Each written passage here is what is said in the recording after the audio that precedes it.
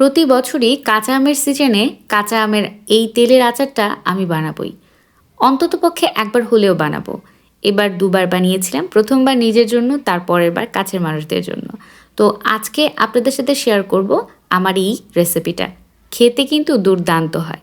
ওই তো বাজার থেকে এনেছিলাম অনেকগুলো আম একসাথে। এইটার থেকে আমি ২-৩ রকমের আমের রেসিপি করেছিলাম। আম কিভাবে স্টোর করতে হয়, দেন আমের ঝুরি আচার, আর হচ্ছে আমের তেলের আচার। তো এখানে কিছু আম যেটা আমি তেলের আচারের জন্য করব, আর এটার জন্য কিন্তু মাছের যেই আটির এই অংশটা কিন্তু শক্ত থাকতে হবে। এর জন্য বাছাই করে নিয়ে নিয়েছি। এরপরে আমের বোটার অংশটা কেটে ফেলে দিয়ে মাঝখান থেকে এরকম দুভাগ করে নিতে হবে। এই কাজটা কিন্তু একটু হার্ড, যেহেতু আটিটা শক্ত হয়ে যায়। খুব সাবধানের সাথে করবেন যাতে হাত কেটে না যায়।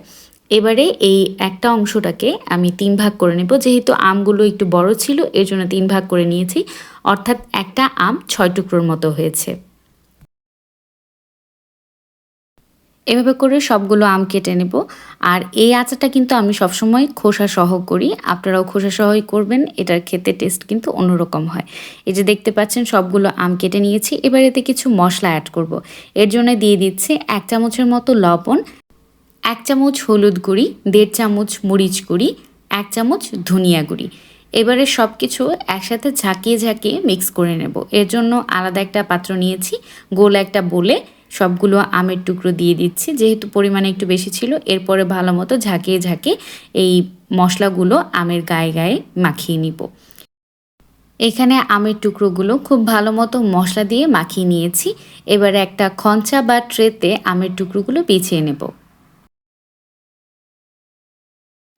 সবগুলো আমের টুকরো এখানে সেট করে নিয়েছি। এবারে এগুলোকে কড়ার রোদে প্রায় ২ ঘন্টা বা ৩ ঘন্টার মতো একটু রেখে দেব। এই যে দেখতে পাচ্ছেন রোদের মধ্যে দিয়ে গিয়েছিলাম। কিছুটা কিন্তু মশলাটা শুকিয়ে এসেছে। আর এর সাথে আমি ঝুরি আমের আচারও করেছিলাম। আপনারা যদি এটার রেসিপি দেখতে চান, অবশ্যই কমেন্ট বক্স এবং ডেসক্রিপশন বক্স চেক আউট করতে ভুলবেন না। আচারের জন্য এবারে ৫ ফোড়ন তৈরি করে নেব। এর জন্য নিয়েছি ১ চামচ কালো জিরা, ১.৫ চামচ করে মৌরি, জিরা, মেথি, আর তার সাথে অ্যাড করছি কয়েকটা শুকনো মরিচ। ঝাল অনুযায়ী এটা অ্যাড করবেন। আর লাগবে ১ চামচ রাঁধুনি। রাঁধুনিটা এখনই অ্যাড করব না, একটু পরে অ্যাড করব। আর কেন দিচ্ছি একটু পরে সেটাও বলে দিচ্ছি। এবার চুলাতে একটা প্যান দিয়ে মৃদু আঁচে সবগুলো গোটা মশলা কিছুক্ষণ টেলে নিতে হবে। আর এবারে হচ্ছে রাঁধুনিটা অ্যাড করব। যখন চুলা থেকে ৫ ফোড়নটা নামিয়ে ফেলবো, ঠিক তার একটু কিছুক্ষণ আগে দিতে হবে।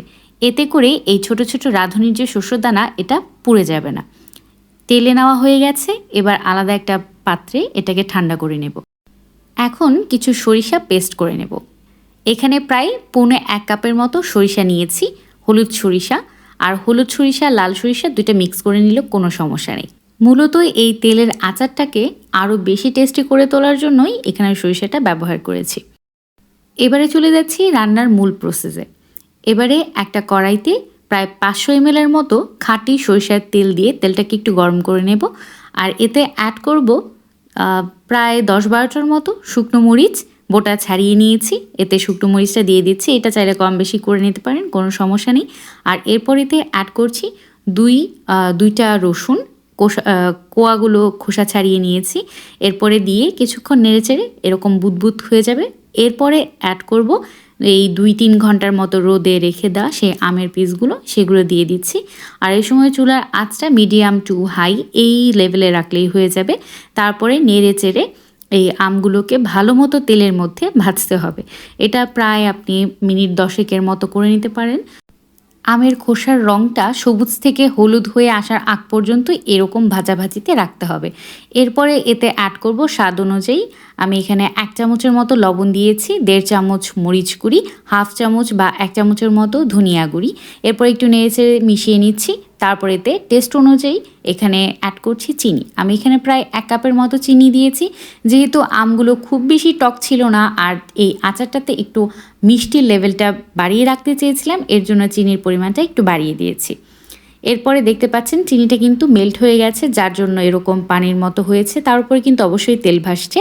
আর এবার এতে অ্যাড করব সেই ব্লেন্ড করে রাখা এই সরিষা বাটাটা। প্রথমে আমি সরিষা বাটাটাকে ভালো মতো ব্লেন্ড করে নিয়েছি, পাউডার করে নিয়ে তারপরে এতে পানি অ্যাড করেছিলাম, পানি দিয়ে কিছুক্ষণ ভিজিয়ে রেখেছিলাম। আপনারা চাইলে এটা পাটাতেও বেটে নিতে পারেন।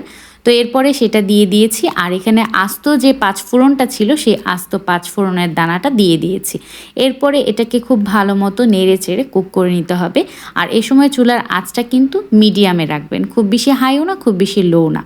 এখানে পাঁচফোড়নটাকে আমি 2 ভাগে ভাগ করেছিলাম, শুকনো মরিচ সহ অর্ধেকটা গুঁড়ো করে নিয়েছিলাম, যেটার অর্ধেকটা এখন দিয়ে দিচ্ছি। আর অল্প একটু রেখে দিয়েছিলাম, যেটা হচ্ছে আমি ঝুরি আচারের ক্ষেত্রে ব্যবহার করেছি। আপনারা যদি সেই রেসিপিটা দেখতে চান অবশ্যই কমেন্ট বক্স এবং ডেসক্রিপশন বক্স চেক আউট করতে ভুলবেন না, সেখানে লিংক দেওয়া থাকবে। এবারে সব কিছু নেড়ে চেড়ে আরও কিছুক্ষণ কুক করে নেব। এই আচারটা কিন্তু অনবরত নাড়তে থাকতে হবে, নয়তো কিন্তু তলায় লেগে যেতে পারে। দেখতে পাচ্ছেন উপরের দিকটাতে একদম তেল ভেসে উঠেছে, তার মানে চিনির যে পানিটা ছিল সেটা কিন্তু পুরোটাই শুকিয়ে গেছে। এবারে এখানে আমি অ্যাড করছি 2 চামচের মতো হোয়াইট ভিনেগার। আর হোয়াইট ভিনেগারটা দেওয়ার কারণে আমটা কিন্তু আপনি সারা বছর জুড়ে সংরক্ষণ করতে পারবেন। হোয়াইট ভিনেগারটা দিয়ে দেওয়ার পর এবারে নেড়ে চেড়ে আরও কিছুক্ষণ এখানে এই আচারটাকে কুকড করে নিচ্ছিলাম। এখানে আমের আচারটা একদম কমপ্লিট। এবার এটাকে ঠান্ডা হওয়ার জন্য রেখে দিতে হবে। যখন প্রপারলি ঠান্ডা হয়ে যাবে তখন কাচের বয়মে এগুলোকে স্টোর করতে হবে। আর সবসময় আচারের ক্ষেত্রে আপনারা কাচের বয়ম ব্যবহার করবেন। যে কোনো প্লাস্টিকের জিনিসে যদি এই আচারগুলো সংরক্ষণ করতে চান তাহলে কিন্তু প্লাস্টিকের সাথে একটা বিক্রিয়া করে এটার স্মেলটা নষ্ট হয়ে যেতে পারে। এর জন্য সবসময় কাচের বয়ম ব্যবহার করবেন। আর এভাবে করে সংরক্ষণ করলে এই আমের আচারটা পুরো বছর জুড়েই খেতে পারবেন। তো আজকের ভিডিওটা কেমন লাগলো অবশ্যই কিন্তু কমেন্টে জানিয়ে যাবেন, আর ভালো লাগলে লাইক করবেন। আসছি আরও নতুন নতুন ভিডিও নিয়ে, ততদিন পর্যন্ত সঙ্গেই থাকবেন, ভালো থাকবেন, আল্লাহ হাফেজ।